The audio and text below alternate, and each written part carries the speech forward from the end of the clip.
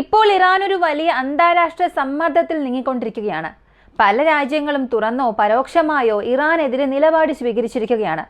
United Arab Emirates ഇറാനെതിരെ ശക്തമായ നടപടികൾ പ്രഖ്യാപിച്ചിട്ടുണ്ട്. ഇറാനിലുള്ള അവരുടെ എംബസി അടയ്ക്കുന്നു. ഇറാനുമായുള്ള അംബാസിഡർ തലത്തിലുള്ള ബന്ധം വിച്ഛേദിക്കുന്നു. സ്വന്തം അംബാസിഡറെ തിരിച്ചു വിളിക്കുന്നു. ഇതിലൂടെ ഇറാനുമായി ഇനി നയതന്ത്ര ബന്ധം വേണ്ട എന്ന വ്യക്തമായ സന്ദേശമാണ് അവർ നൽകിയിരിക്കുന്നത്. അതോടൊപ്പം UAE അവരുടെ സ്റ്റോക്ക് മാർക്കറ്റ് 2 ദിവസത്തേക്ക് അടച്ചിട്ടിരിക്കുന്നതായി പ്രഖ്യാപിച്ചു. ഇറാൻ ആക്രമണം നടത്തിയതിനെ തുടർന്ന് വിദേശ നിക്ഷേപകർ പണം പിൻവലിക്കാൻ സാധ്യതയുണ്ട്. അതുകൊണ്ടാണ് ഇങ്ങനൊരു നീക്കം. മിഡിൽ ഈസ്റ്റ് രാജ്യങ്ങളിലും സുരക്ഷാ ആശങ്കകൾ ഉയരുന്നുണ്ട്. വിനോദസഞ്ചാര മേഖലയിൽ ഉണ്ടാകുന്ന വലിയ ആഘാതം, പ്രത്യേകിച്ച് ദുബായ് ഉൾപ്പെടെ ചില പ്രദേശങ്ങളിൽ ആക്രമണം നടന്നതായി റിപ്പോർട്ടുകൾ വന്നതോടെ മിഡിൽ ഈസ്റ്റ് സുരക്ഷിതമല്ല എന്നൊരു ധാരണ ശക്തമാക്കാൻ തുടങ്ങിയിട്ടുണ്ട്. ഫ്രാൻസ് തങ്ങളുടെ വിമാനവാഹക കപ്പൽ അത് മെഡിറ്ററേനിയൻ സീ ഭാഗത്തേക്ക് വിന്യസിപ്പിക്കാൻ തീരുമാനിച്ചിട്ടുണ്ട്. ഇത് ഒരു പ്രതിരോധ മുന്നറിയിപ്പായി കണക്കാക്കപ്പെടുന്നുണ്ട്. യുണൈറ്റഡ് കിങ്ഡം ഇതിനകം തന്നെ ഇറാനുമായി ബന്ധപ്പെട്ട ഒരു പ്രധാനപ്പെട്ട മുന്നറിയിപ്പ് പ്രഖ്യാപിച്ചിട്ടുണ്ട്. ഔദ്യോഗിക നിലപാട് കടുപ്പിച്ചതായാണ് സൂചന. ജർമ്മനി ഇറാനെതിരെ ശക്തമായ അപലപനം രേഖപ്പെടുത്തിയിട്ടുണ്ട്. ഇന്ത്യ UAEയിൽ നടന്ന ആക്രമണത്തെയും അപലപിച്ചു. ഇത് പരോക്ഷമായി ഇറാനെതിരായ അന്താരാഷ്ട്ര നിലപാടിൽ ഇന്ത്യയും പങ്കുചേരുന്നുവെന്ന സൂചനയാണ് നൽകുന്നത്. ഇപ്പോഴത്തെ സാഹചര്യത്തിൽ ഇറാൻ അന്താരാഷ്ട്ര തലത്തിൽ ഒറ്റപ്പെട്ടേക്കാമെന്ന ആശങ്ക ഉയരുന്നുണ്ട്. അതായത് ഒരു രാജ്യം മറ്റൊരു രാജ്യത്തിൻ്റെ എംബസി ഉദ്യോഗസ്ഥരെയും അംബാസിഡർമാരെയും തിരിച്ചു വിളിക്കുന്നു എന്നതിൻ്റെ അർത്ഥം സാധാരണ ഈ 3 കാര്യങ്ങളിൽ ഒന്നായിരിക്കും. ആ രാജ്യത്തോടുള്ള കടുത്ത വെറുപ്പ് അല്ലെങ്കിൽ പ്രതിഷേധം. രണ്ടാമത്തേത് വലിയ യുദ്ധത്തിനുള്ളൊരു തയ്യാറെടുപ്പ്. മൂന്നാമത്തേത് ഇനി യാതൊരു ബന്ധവുമില്ല, നിങ്ങൾ ഞങ്ങളെ വഞ്ചിച്ചു. ഈ തരത്തിലുള്ള ഒരു ബന്ധവിച്ഛേദം. ഇപ്പോൾ യുണൈറ്റഡ് അറബ് എമിറേറ്റ്സും ഇറാനും തമ്മിൽ നടന്നിരിക്കുന്ന ഈ ഒരു ബന്ധം അത് ഇതിലൊന്നായി കണക്കാക്കപ്പെടുകയാണ്. ഇത് ഈ ഇരു രാജ്യങ്ങളും തമ്മിലുള്ള ബന്ധത്തെ വലിയ പ്രതിസന്ധിയിലാഴ്ത്തിയിരിക്കുകയാണ്. ഇന്നത്തെ മറ്റൊരു വലിയ സംഭവം അമേരിക്കയിലെ ടെക്സസ് സംസ്ഥാനത്താണ് നടന്നത്. ഒരു വ്യക്തി ജനക്കൂട്ടത്തെ ലക്ഷ്യം വെച്ച് വെടിവയ്പ് നടത്തി. 2-3 പേർ കൊല്ലപ്പെട്ടതായി റിപ്പോർട്ടുണ്ട്. 14-ലധികം പേർക്ക് പരിക്കുണ്ട്. പിന്നീട് പോലീസ് വെടിവെച്ച് ആ പ്രതിയെയും കൊന്നു. പ്രതിയുടെ ടീഷർട്ടിൽ പ്രോപ്പർട്ടി ഓഫ് അല്ലാ എന്ന് എഴുതിയിരുന്നതായും അതിൻ്റെ താഴെ ഇറാന്റെ പതാകയോട് സാമ്യമുള്ള അടയാളം ഉണ്ടായിരുന്നുവെന്നും റിപ്പോർട്ടുകൾ പറയുന്നു.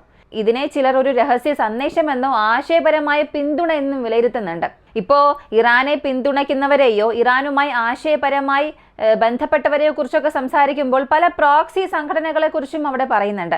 ഹമാസ്, ഹിസ്ബുള്ള, ഹൂത്തീസ് ഇങ്ങനെയുള്ള സംഘടനകളെ പല രാജ്യങ്ങളും തീവ്രവാദ സംഘടനകളായി പ്രഖ്യാപിച്ചിട്ടുണ്ട്. ഇത്തരത്തിലുള്ള സംഘടനകളോ ആശയപരമായ പിന്തുണക്കാരോ അമേരിക്കയെയും ഇസ്രായേലിനെയും അനുകൂലിക്കുന്ന വ്യക്തികളെയും അവരുടെ സ്വത്തുക്കളെയും ലക്ഷ്യം വെച്ച് ആക്രമണം നടത്താൻ സാധ്യതയുണ്ടെന്ന് ചില മുന്നറിയിപ്പുകൾ നൽകുന്നുണ്ട്. ബഹ്ബത്ത് ഉൾപ്പെടെ ചില സ്ഥലങ്ങളിൽ പ്രോ ഇറാൻ അനുകൂലികളുടെയും സുരക്ഷാ സേനയുടെയും ഇടയിൽ സംഘർഷങ്ങളും റിപ്പോർട്ട് ചെയ്യുന്നുണ്ട്. ചില രാജ്യങ്ങളിൽ പ്രതിഷേധ പ്രകടനങ്ങളും അമേരിക്കയ്ക്കെതിരായ മുദ്രാവാക്യങ്ങളും ഉയരുന്നുണ്ട്. ഇറാന്റെ പരമോന്നത നേതാവിന്റെ മരണം ഇത് 2 രാജ്യങ്ങൾ ചേർന്ന് പുലർച്ചെ നടത്തിയ ആക്രമണത്തിലൂടെ സംഭവിച്ചു എന്നൊരു വിശ്വാസം ചിലർക്കിടയിൽ ശക്തമായ ഒരു വികാര പ്രതിരോധം സൃഷ്ടിച്ചേക്കാമെന്ന ആശങ്ക ഉയരുന്നുണ്ട്. ചില വ്യക്തികൾ ഇറാനെ പിന്തുണയ്ക്കാൻ ജീവൻ പോലും ത്യജിക്കുന്ന നിലപാടിലേക്ക് നീങ്ങുകയാണെങ്കിൽ ഈ തോക്കുധാരികളുടെ ആക്രമണം, അമേരിക്ക ഇസ്രായേൽ അനുകൂല കേന്ദ്രങ്ങൾക്കെതിരായ ആക്രമണം ഇതൊക്കെയായി സ്ഥിതി കൂടുതൽ അപകടകരമാകാനും സാധ്യതയുണ്ട്. ഇറാഖിലെ ഒരു അമേരിക്കൻ വെയർഹൗസിനെ ലക്ഷ്യമിട്ട് ഇറാൻ നടത്തിയതായി പറയുന്ന ഒരു ആക്രമണം, അതിൽ ആദ്യം ഒരു പ്രൈമറി എക്സ്പ്ലോഷൻ സംഭവിച്ചു. പിന്നാലെ ഈ ആയുധശേഖരങ്ങൾ പൊട്ടിത്തെറിച്ചതിനെ തുടർന്നുണ്ടായ ഒരു സെക്കൻഡറി എക്സ്പ്ലോഷൻ ഉണ്ടായി. സാധാരണയായി ഒരു മിസൈൽ പതിച്ചാൽ ആദ്യം ഒരു പ്രാഥമിക സ്ഫോടനം ഉണ്ടാകും, ഒരു പ്രൈമറി എക്സ്പ്ലോഷൻ. ആയുധശേഖരങ്ങൾ ഉണ്ടെങ്കിൽ പിന്നീട് ഒരു വലിയ 2ാം ഘട്ട എക്സ്പ്ലോഷൻ സംഭവിക്കും. അതാണ് ഇവിടെയും സംഭവിച്ചിരിക്കുന്നത്. ഇറാഖിൽ ഇറാൻ നടത്തിയതായി പറയുന്ന ഈ ഡ്രോൺ ആക്രമണത്തിൽ 2ാം ഘട്ട സ്ഫോടനം അത്ര ശക്തമായിരുന്നു. പ്രൈമറി സ്ഫോടനത്തേക്കാൾ വലുതായിരുന്നു സെക്കൻഡറി എക്സ്പ്ലോഷൻ. അതുകൊണ്ട് തന്നെ അതൊരു അമ്യുനേഷൻ ഡിപ്പോ ആയിരിക്കാം എന്നും വിലയിരുത്തുന്നുണ്ട്. ഇത് സത്യമായാൽ അമേരിക്കയ്ക്ക് വലിയ നഷ്ടമുണ്ടായിരിക്കാനുള്ള സാധ്യതയുമുണ്ട്. അതേസമയം ഇസ്രായേലും യുണൈറ്റഡ് സ്റ്റേറ്റ്സും ചേർന്ന് ഇറാനിലെ നിരവധി പ്രധാനപ്പെട്ട കേന്ദ്രങ്ങളെ ലക്ഷ്യം വെക്കുന്നുണ്ട്.